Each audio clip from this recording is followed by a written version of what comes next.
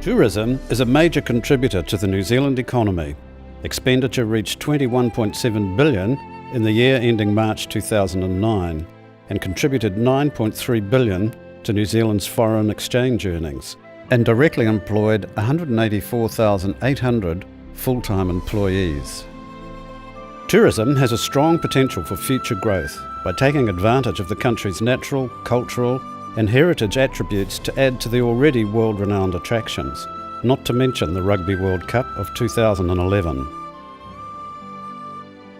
Obviously, tourism is a major contributor to the Auckland region's economy as the gateway for the more than 1.7 million visitors who arrive or depart annually. In 2008, Auckland hosted 12.5 million visitors, 10 million of these domestic and 2.5 international. This is expected to increase by nearly 10% to 13.6 million by 2015.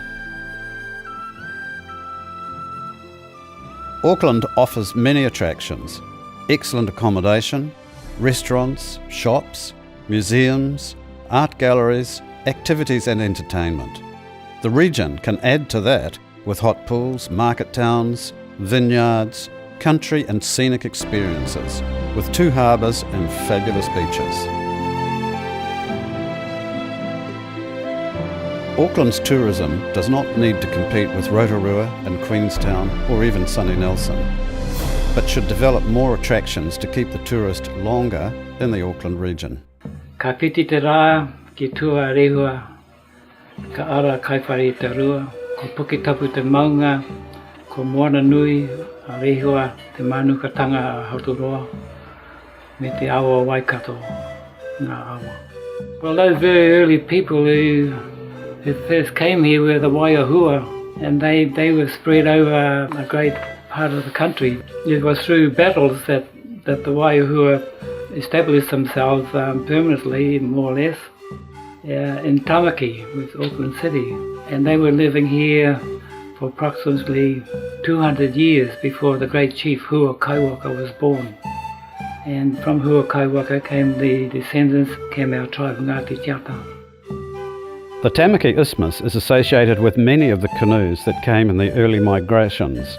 Some crossed Tito Waka, the narrow stretch of land between the Tamaki River and the Manukau Harbour. This was the most frequently used canoe portage in pre-European New Zealand. Canoes had to be dragged from the Tamaki River before they could cross the Manukau Harbour. From there, they could make another portage at Waiuku to access the interior of the North Island along the Waikato River. Many who made these early canoe journeys stayed and settled in Tamaki. The present-day tangata whenua at Waiuku are the Ngāti Tiata and are descendants from the tribes of Tamaki.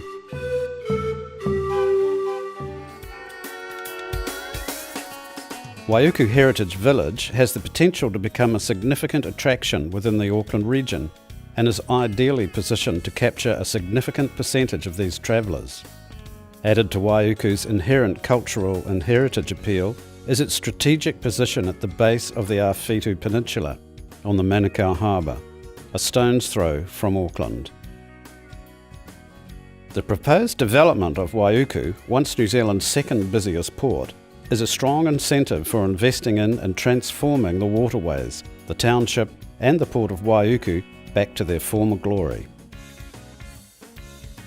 Waiuku should become a vital part of Auckland's One Economic Development Plan and should be able to reach its potential through single governance direction and funding. The development of Waiuku Heritage Village will introduce Waiuku's perfect combination of scenic value and heritage experience, all within a magic waterborne or train ride from Auckland. Through years of hard work and enthusiasm, the Glenbrook Vintage Railway achieved their goal of reaching the Waiuku township. Their aspiration is to terminate at the wharf, thus creating a connection to a water ferry service to Onehunga and on by train to downtown Britomart. As the major waterfront areas for redevelopment are all sited on public land, the opportunity exists for the governing body and the private sector to become partners in the development. This will ensure that the overall goals are attained. The There is no shortage of local investors wishing to take part in any public-private development of Waiuku.